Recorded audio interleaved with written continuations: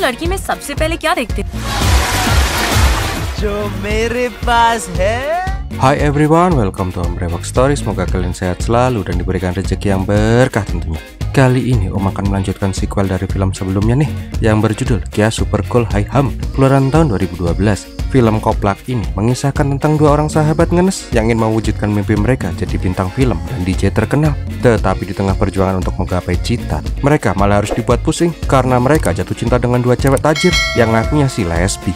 Hal-hal kocak dan koplak pun harus mereka alami untuk mendapatkan perhatian dua cewek yang penyuka sesama serabi lempit itu. BTW, walaupun pemerannya sama, tapi film ini sama film sebelumnya berbeda cerita dan perannya. Jadi buat kalian yang belum nonton film yang pertama, nggak masalah sih nonton ini dulu atau nonton yang pertama dulu. It's okay bro. Linknya juga udah Om taruh di deskripsi ya, tinggal diklik aja. Oh iya, warning nih, untuk bocil-bocil jangan lihat karena konten pembahasan di film ini adalah konten dewasa. Kalau masih ngeyel, resiko ditanggung sendiri ya. So nggak usah pakai lama, bumper Ombre Box Story.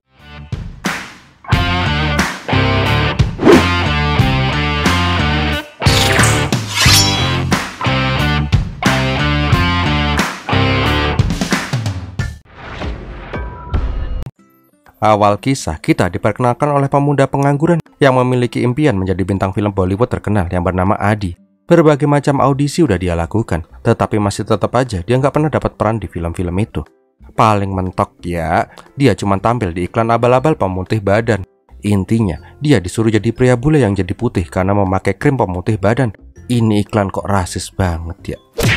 Di tempat lain, kita diperlihatkan oleh DJ abal-abal yang mempunyai mimpi jadi DJ terkenal yang bernama Sid. Dia nggak pernah tampil di klub yang besar atau konser besar. Paling mentok ya acara kondangan. Suatu hari, dia tampil di acara nikahan. Yang pada joget-joget emak-emak sama om-om gatel. Tetapi nggak lama, ada Mbak Semlohai yang datang menggoda Sisit. Mbak yang bernama BJ ini, bentar, namanya kok BJ. Duh, kok om jadi nggak fokus ya. Intinya, Mbak BJ ingin menyewa Sid untuk perform di pestanya besok. Sid jelas aja seneng banget. Lah, kok hilang?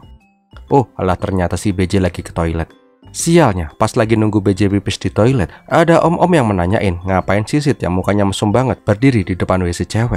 Dengan entengnya, Sisit bilang kalau dia lagi nungguin BJ. Jelas aja si om langsung salah paham dong. Alhasil, Sid pun digebukin karena dikira mesum. Dan kisah petualangan dua sahabat koplak ini pun dimulai. Suatu hari di rumah kontrakan, tiba-tiba Adi dikagetkan oleh emak-emak tapi cantik yang marah-marah. Dia bilang, di mana tuh anak brengsek? Dua putriku kemarin digodain terus sama dia. Kemarin aku lihat tuh Baji main dengan Sheila di teras. Sorenya dia main pakai gaya dogi dengan Meta di ruang tamu. Sekarang dua putriku hilang, pasti dia ada di sini. Adi jelas saja bilang kalau temannya itu lagi nggak ada di rumah. Tetapi pas menerobos masuk ke dalam, Nyonya Dev langsung shock. Alah, jebule putrinya itu guguk toh. Tiwas om udah ngeres duluan. Lah keren banget nih guguk trisam. Dan kita pun diperkenalkan dengan Sakru, anjing Sid dan Adi. Malam harinya, dengan mengendarai Pamela, mobil mereka, Adi dan Sid berniat datang ke sebuah pesta mewah. Tujuan mereka adalah untuk kenalan dengan orang-orang penting di dunia hiburan. Tetapi karena nggak punya undangan, mereka pun menggunakan cara sarung tangan, yaitu pura-pura pakai sarung tangan biar dikira sebagai pelayan. Bangkeknya, cara itu berhasil. Di dalam mereka mulai mencari orang yang kira-kira bisa diajak kenalan dan bisa membuat mereka jadi terkenal. Nggak lama, Adi menemukan mangsanya, seorang sutradara terkenal yang bernama Rohit. Sialnya, pas Sid mau berburu mangsa juga, dia malah dikira sebagai pelayan sama Pak Manajer. Di sini Adi langsung SKD sama si Rohit, tetapi Rohit yang udah enek karena selalu dideketin sama si Adi mulu, langsung cabut. Tetapi ini orang nggak ada nyerah-nyerah sama sekali. Bahkan pas wawancara pun, si Adi masih aja nempel.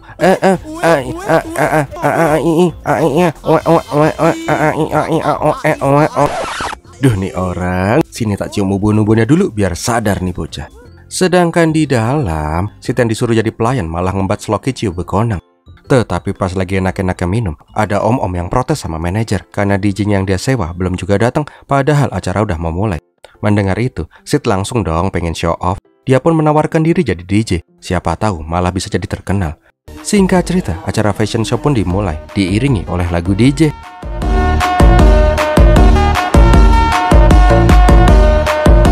Nggak lama, keluar mbak-mbak cantik namun seksi yang bernama Anu.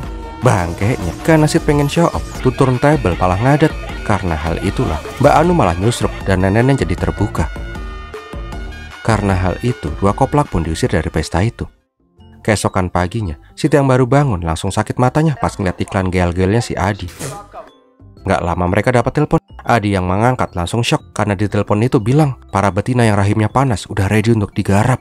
Si Adi jelas saja menasehati sohibnya itu. Bro, walaupun kita sekarang lagi kere parah, jangan ngelakuin pekerjaan nista kayak gitu ngapa, inget dosa. Tetapi Sid malah cuek-cuek aja. Nggak lama Sid dan Sakru pun sampai di sebuah tempat gitu. Ternyata itu adalah klinik hewan. Di dalam Sid disambut oleh dokter Gita. Intinya dokter Gita bilang kalau customernya Sid udah nggak sabar ingin segera dibuat bunting. Ternyata Sid ini datang karena Sakru itu udah terkenal tokcer buat ngebuntingin anjing-anjing yang lain. Duh, om udah nekting, jebulannya brother asu. Nah, untuk menambah gairah si Sakru, Sid pun menyetelkan lagu penambah semangat nganu biar si Sakru jadi greng. Alhasil 10 guguk betina pun dibuat kelepek-kelepek sama si Sakru. Sakru senang, Sid pun menang. Nah, setelah udah dapat duit banyak, dokter gila malah mepet si Sid. Dia bilang, ada sesuatu yang gede milikku yang aku mau tunjukin ke kamu. Lah. Oh alah, jebulannya hadiah yang gede. Om kirain apa? Dokter gila ternyata ingin berterima kasih karena Sakru merupakan top pejantan yang udah buat bunting banyak guguk di kliniknya. Dokter gila pun memberikan sebuah kalung berlian untuk Sakru. Di sini Sid tambah sayang sama Sakru karena majikannya aja pengangguran, anjingnya malah bisa ngasilin uang lebih banyak daripada mereka. Di tempat lain, Adi yang selalu gagal ikut audisi datang ke peramal kartu tarot. Pas dikasih kartu, bukannya ngambil tuh kartu, nih bangke malah ngocok tuh kartu. Cai, ini kartu tarot bukan kartu remi. Nah, pas ngambil tuh kartu, Bu Peramal bilang kalau takdir Adi akan berubah ketika dia bertemu dengan cewek yang berinisial S. Di tempat lain di sebuah hotel, diperlihatkan seorang cewek yang bernama Simran lagi dijodohin sama keluarganya. Tetapi walaupun dijodohin sama mas-mas ganteng, Simran yang emang belum pengen nikah selalu menjawab pertanyaan dengan ambigu agar calon suaminya dan keluarganya jadi bingung. Sebagai contoh, pas ditanyain film favorit dari Simran, dengan entengnya Simran menjawab, Blue film. Blue? Nah itu, bukan Om lo yang bilang, Mbak Simran langsung lo yang bilang. Ya jelas aja, Rahul dan keluarganya jadi awkward pas tahu kalau Simran itu suka film gituan. Oh alah, ternyata film yang judulnya Blue, bukan. BTW kayaknya bagus nih film, garap nggak nih ya? Setelah membuat semua orang pada bingung, Simran pun pergi ngeloyor dengan santainya. Di tempat lain, Adi kembali ikut audisi film Cinggam. Bukan Singham, tapi Cinggam. Bangke, Mas Adi, kayaknya aja Devgan nggak kiar kayak orang habis mabok gitu deh. Gimana mau dapat peran kalau gitu? Ada. Nah, malam harinya, berita tentang kejadian nipple slip di acara fashion show kemarin pun menjadi viral. Anu jelas saja marah banget. Dan dia menyalahkan si DJ yang membuat dirinya kejengkang. Awas aja kalau gue sampai ketemu lagi sama tuh DJ karbitan. Gue cekek, matanya gue colok, pukonnya gue sentil. Keesokan paginya, Adi yang pengen audisi lagi naik sebuah bis. Ternyata di dalam bis itu juga ada si Simran. Tetapi pas ditagih karcis sama kondektur, Simran bilang kalau karcisnya hilang. Karena merasa cewek cantik gak mungkin naik bis gratisan, Adi pun membela cewek cantik di depannya itu. Gak lama mereka pun turun. Di bawah Simran berterima kasih ke Adi karena tadi sudah membelanya dan mereka pun berkenalan. Tetapi gak lama mobil Simran dan supirnya pun datang menjemput. Adi bertanya, kenapa kok kamu punya mobil dan supir malah naik bis sih? Dengan enteng Simran bilang, aku emang suka iseng naik bis, apalagi naik bisnya gak pakai tiket. Sensasi ribut sama kondekturnya itu lah bikin seru. Oh alah jebule. Setelah Simran pergi, Adi langsung mendapatkan kabar kalau dia lolos audisi film Cingham. Di sini dia pun tambah yakin kalau Simran itu adalah cewek yang diramalkan untuk mengubah hidupnya. Di rumah, Adi pun curhat sama Sid. Tetapi si Sid bilang, jangan percaya tahyul gituan lah. Gak lama Sid datang ke sebuah klub malam. Dia pun menawarkan jasanya jadi DJ. Akan tetapi klub itu tidak mau mempekerjakan Sid. Nah pas mau cabut, Sid melihat Anu yang lagi jadi bartender. Dengan pedenya, si koplak ini malah memperkenalkan diri sebagai DJ di acara fashion show kemarin. Nah, karena nggak mungkin nyentil pukon si Sid di tempat ramai kayak gini, Anu pun mengatakan kalau dia punya teman yang ingin mengadakan party dan butuh seorang DJ. Nggak lama, Anu mendatangi manajer klub. Dia pun menanyakan, tante-tante girang yang biasanya doyan brondong masih ada di kamarnya kan ya? Nggak lama, Sid disuruh datang ke kamar yang dimaksud. Dan bener, di dalam udah berjajar 4 tante sosialita yang haus akan belayan berondong. Intinya mereka bertanya seberapa berpengalamannya si Sid ini. Sid dengan pedenya bilang kalau dia udah sangat berpengalaman di dunia dis. Mendengar kata adik, nih 4 tante langsung girang. Nggak pakai lama, si Adi pun langsung diembat sama tuh tante-tante girang.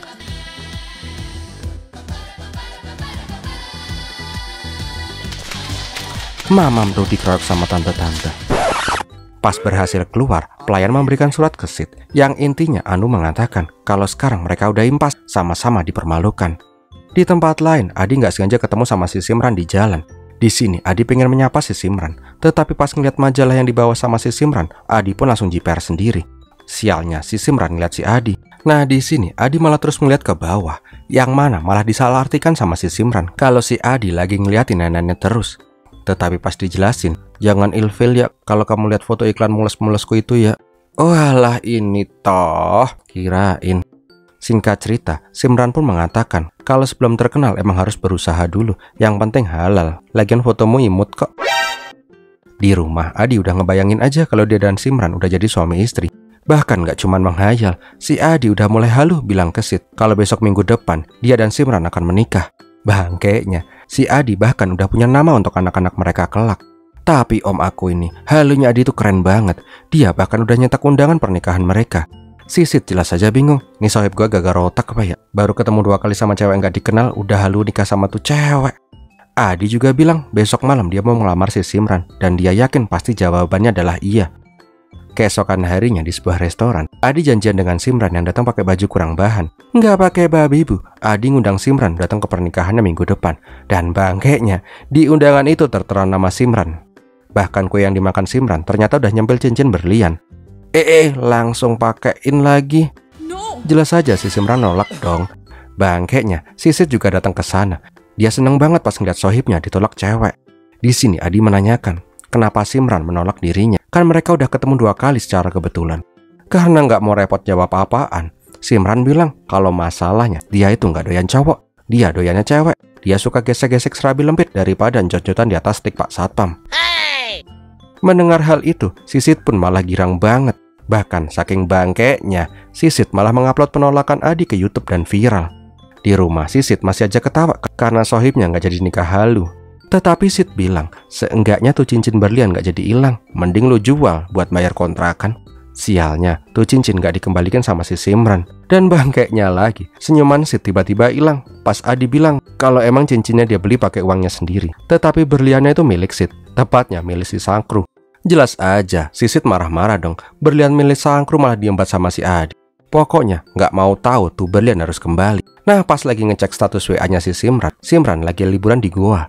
Mengetahui itu, 2 koplak pun memutuskan untuk pergi ke goa. Di tempat lain di goa, Simran curhat sama si Anu kalau kemarin dia dilamar sama cowok nggak jelas. Simran juga bilang kalau suatu saat tuh cowok nggak ngotak datang lagi, Anu disuruh berpura-pura menjadi pacarnya si Simran, biar si Adi percaya kalau Simran itu nggak doyan sama cowok. Nggak lama, Anu pulang ke rumahnya. Ternyata ayah Anu merupakan orang terkaya di goa. Nah, pas lagi nota pohon Natal, Marlo mengatakan kalau dia mendapatkan hadiah paling berharga di Natal kali ini. Marlo bilang kalau nenek si Anu atau ibunya si Marlo itu telah bereinkarnasi. Di sini Marlo langsung memperkenalkan reinkarnasi ibunya. Tetapi pas mau memberikan hormat ke ibu-ibu itu, Marlo bilang, salah dok, itu penjaganya, nenekmu ya ini si Guguk. Ternyata kemarin Marlo ketemu sama dukun sakti. Dengan melihat ke buku primbon, kok bukunya bagus ya, om suka. Intinya dukun yang bernama Triji Baba itu mengatakan kalau ibunya Marlo telah bereinkarnasi menjadi Guguk Pak. Nggak cuman itu, Marlo juga mengajak dukun Edan Triji tinggal di rumahnya agar dia bisa mengartikan bahasa Guguk yang dianggap sebagai ibunya itu. Anu jelas saja nggak percaya, hari gini masih percaya gitu-gituan. Tetapi Marlo yang udah dibutakan oleh tahayul akhirnya malah membela guru Triji. Di tempat lain diperlihatkan 2 koplak yang beristirahat di warung. Sid mengatakan pokoknya mereka harus segera menemukan tuh berlian karena mereka udah kere parah. Nggak lama mereka pun pesan kopi. Nah, kalau di film yang lain kan joget-joget kalau jatuh cinta, nikahan, atau mau gelut gitu kan. Di film ini mesen kopi aja bisa joget-joget cok.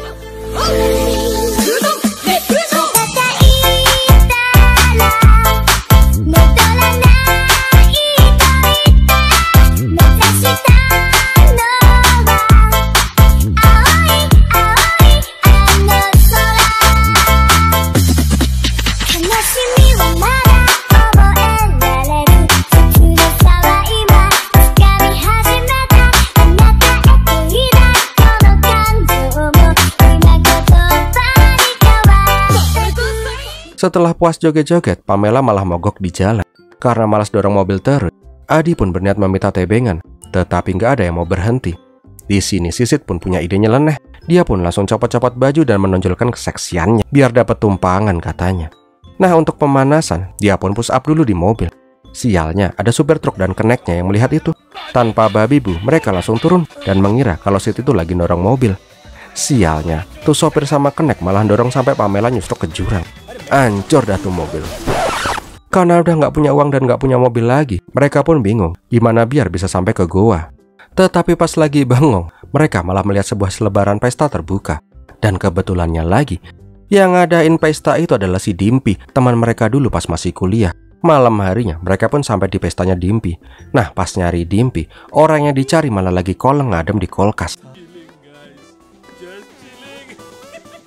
Setelah pesta selesai, dua koplak pun menanyakan, kenapa Dimpi yang pengangguran seperti mereka bisa mengadakan pesta gede kayak gini. Ternyata pamannya baru aja meninggal dan dia pun dapat warisan 5 juta dolar. Sekarang dia pun jadi orang tajir coy.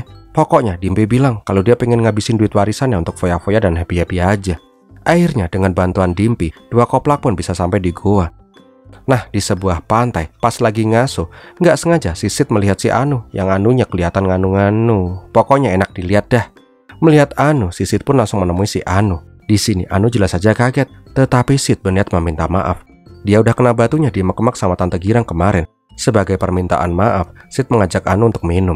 Dan akhirnya mereka pun bisa ngobrol santai. Nggak sengaja Sid melihat cincin berlian gede punya si Anu. Tetapi saat ini dia belum sadar kalau tuh berlian adalah milik si Sakru. Singkat cerita, mereka berdua pun saling maaf-maafan dan udah nggak ada dendam lagi di antara mereka. Nggak lama, Anu pun pamitan karena nanti malam dia diundang pembukaan klub baru milik temannya. Karena tertarik dengan si Anu, Sid pun berniat datang ke klub itu juga. Siang harinya di pasar, nggak sengaja Adi bertemu dengan Simran dan Anu. Melihat Adi, Simran pun langsung ngasih kode ke Anu.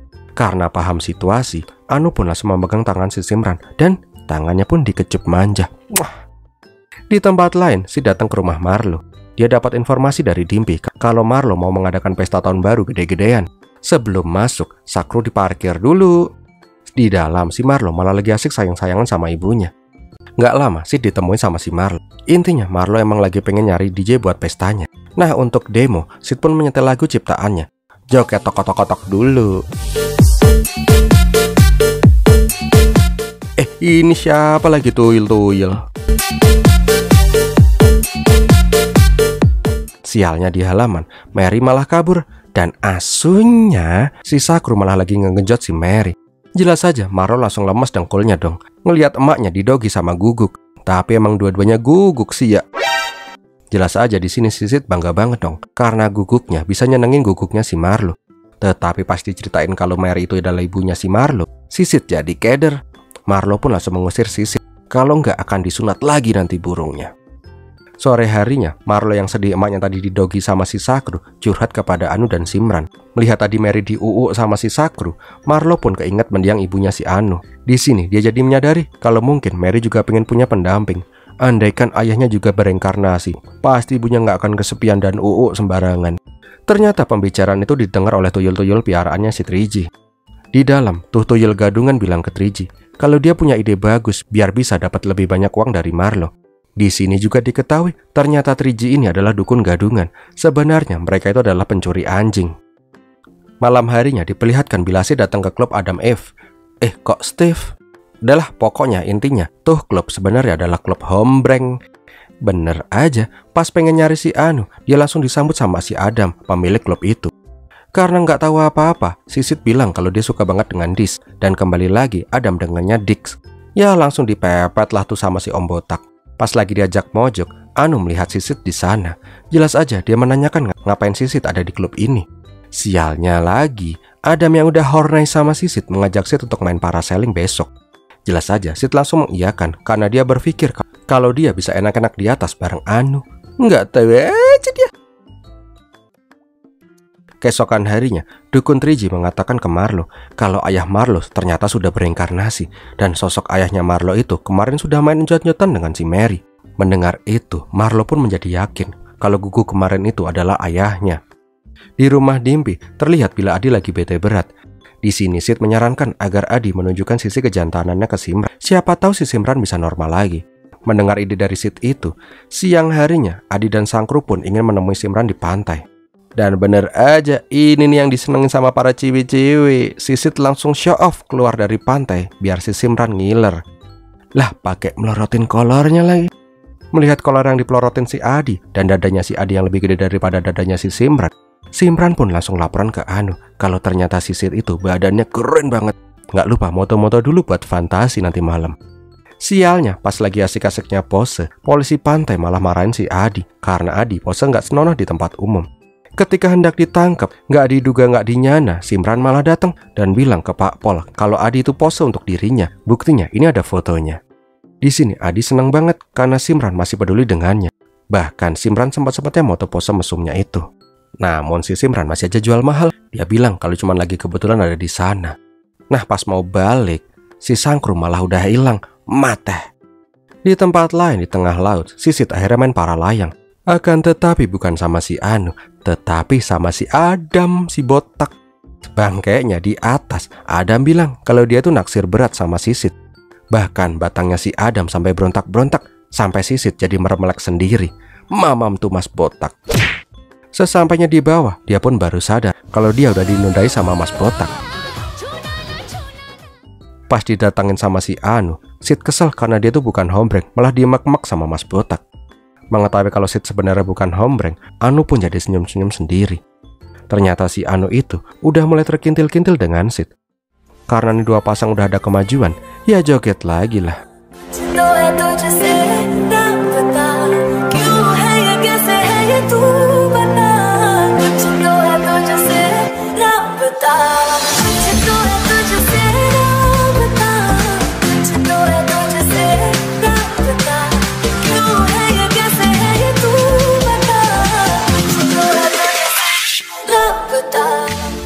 Malam harinya, karena udah bisa lebih dekat dengan incaran mereka masing-masing, dua kopla pun mabuk bareng.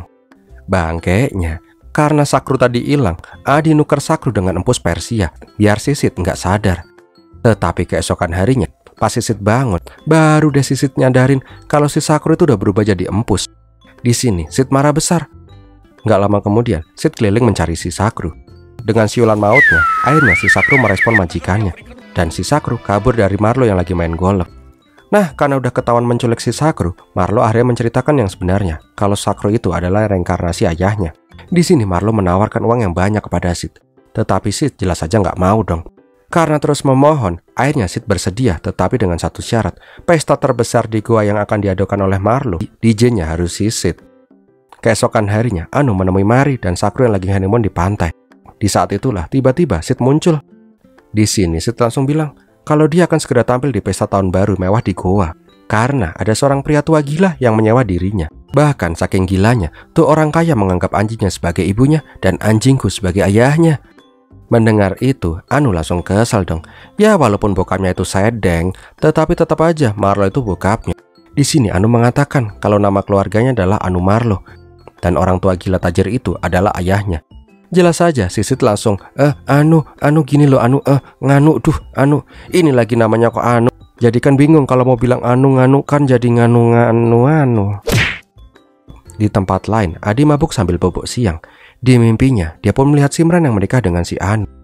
Karena nggak mau itu semua terjadi, Sid pun kembali menemui si Simran.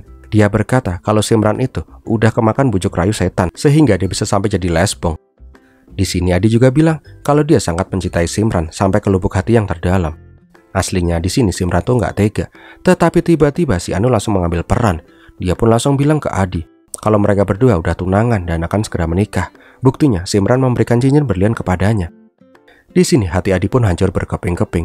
Sambil mewek Adi berkata kalau dia tuh kere, belangsak, pengangguran, tetapi demi membelikan cincin itu dia pun sampai nggak makan seminggu.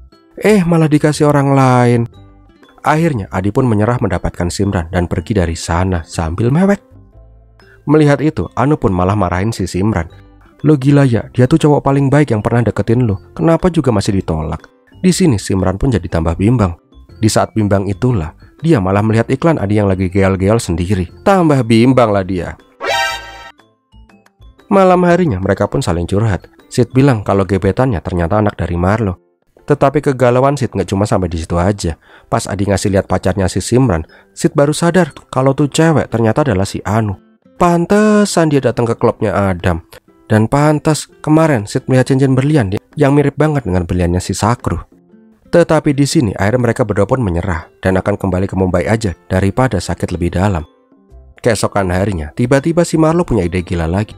Dia ingin menikahkan ayah dan ibunya kembali setelah mereka pulang ke dunia ini. Jelas aja Anu nggak mau dong, babenya terus dikibulin sama babat Riji. Nah, pas bangun dari mabok di tepi pantai, tiba-tiba Simran menelpon si Adi. Intinya Simran bilang, bantuin aku membatalkan pernikahan ini dong. Jelas aja si Adi, Sid dan Dimpi yang masih teler langsung diajak ke rumahnya si Marlo. Tetapi mereka terlambat. Satpam bilang kalau sekarang semua orang lagi pada datang di pesta pernikahan. Di sini ternyata ada miskomunikasi. Karena Simran bilang sepenggal-sepenggal, Adi menganggap kalau yang akan menikah itu adalah si Anu dan si Simran. Jadi dia tuh beranggapan kalau Simran itu udah lempeng dan gak mau menikah dengan si Anu. Padahal di tempat lain yang mau nikah tuh si Sakru dan si Mary. Intinya pernikahan guguk itu pun dilakukan selayaknya pernikahan orang. Ada pendetanya, tamunya juga ada guguk dan orang. Setelah pemberkatan di pinggir pantai, mereka pun langsung mengadakan pesta di hotel mewah. Nah, dua koplak yang hendak masuk bingung karena mereka nggak punya undangan. Untungnya tadi sih sempat nyolong undangan orang. Tapi masalahnya di undangan itu tertulis tuan dan nyonya. Karena nggak punya pilihan lain, Adi pun mau nggak mau harus didandanin jadi cewek keker. Sialnya lagi, pas lagi ganti baju itu, si Adam nggak sengaja mendengar suara cowok incarannya. Jelas saja, pas ngeliat Sisit lagi diubek-ubek sama si Adi, Adam pun jadi cemburu berat. Nggak lama, orang tua Simran dan calon besannya datang ke sana. Intinya Rahul udah mantap akan meminang si Simran. Nggak lama si dua koplak pun berhasil masuk ke dalam. Tetapi mereka melihat si Anu dan si Simran yang pakai gaun pengantin lagi foto-foto. Nggak pakai lama, Adi langsung menemui si Simran. Dia bilang kalau kamu tetap suka sama cewek, aku rela mengganti kelaminku demi kamu. Sedangkan di sebelah, Sisit marah-marah sama si Marlo karena telah menggelar pernikahan nggak bermolar seperti ini. Nah, kembali lagi ke Adi. Di sini Simran akhirnya ngaku kalau dia itu dari dulu emang bukan lesbong. Dia cuma pengen ngejauhin si Adi aja. Karena kemarin baru ketemu 2 kali aja, si Adi udah main ngelamar-ngelamar aja. Tetapi sekarang beda cerita. Sekarang Simran malah yang jatuh cinta sama si Adi. Dan mereka pun tukeran ile. Sialnya, keluarga Simran dan keluarga Rahul pun melihat itu. Wah, ruwet-ruwet nih. Karena udah terlanjur ruwet, akhirnya Adi pun bilang kalau dia cuma cosplay jadi cewek-cewekan aja. Sedangkan di tempat Sid, dia ingin menghancurkan pernikahan gak bermoral itu. Dia pun langsung memutar lagu horny si Sakru. Jelas aja, si Sakru langsung menggila dan langsung menodai semua guguk-guguk di sana. Nah, ketika udah mulai kacau balau, Anu menanyakan kenapa kok Sid melakukan sejauh itu untuknya. Sid pun bilang apapun dia lakukan demi Anu, walaupun mengagalkan pernikahan sesama jenisnya si Anu. Di sini baru dia Anu sadar kalau si Sid itu ternyata udah salah paham. Di tempat lain, Triji mengatakan kalau ini mah normal. Sifat reinkarnasi dua guguk masih kecampur sama naluri guguk mereka. Tetapi pas mau ngibul lagi, ada orang yang mengenali si Triji sebagai pencuri anjing. Karena udah ketahuan ngibulnya, Triji pun akhirnya mengeluarkan pistolnya dan mengancam Marlo untuk menyerahkan semua hartanya. Tetapi untungnya dua koplak datang untuk membantu. Walaupun ditodong sama pistol, mereka nggak gentar karena mereka punya senjata rahasia. Adi pun langsung menyetel MP3 jedak-jeduk dan benar, senjata mereka pun langsung bereaksi. Bangkainya, senjata yang dimaksud itu adalah si Dimpi yang lagi koleng. Mendengar lagu jedak-jeduk, si Dimpi pun langsung nyodok-nyodok Triji dari belakang dan Triji pun berhasil ditangkap sama polisi. Di akhir film, karena udah mengeluarkan uang yang cukup banyak untuk pesta pernikahan, akhirnya pesta itu pun dipakai untuk pertunangan Adi dan Simran serta Anu dan Sisit. Wah, dapat rezeki nomplok nih dua pengangguran. Kalau Mary dan Sakru gimana, Om? Santuy, mereka juga jadi keluarga bahagia dan punya baby yang lucu-lucu. Dan filmnya pun berakhir. Wah, gimana film ini sob? Semoga menghibur ya. Untuk yang belum lihat film pertamanya, linknya Om udah taruh di deskripsi ya. Nah, ini masih ada kelanjutannya loh. Mau gas nggak nih? Kalau rame, Om gas deh, biar komplit 3 film. So, bagi kalian suka dengan video ini, silahkan untuk like, komen, dan share. Jangan lupa yang belum subscribe dan klik lonceng notifikasi agar kalian gak ketinggalan video-video terbaru dari channel Om Brek Story. Terima kasih sudah menonton. Om Brek pamit, biar melatihin.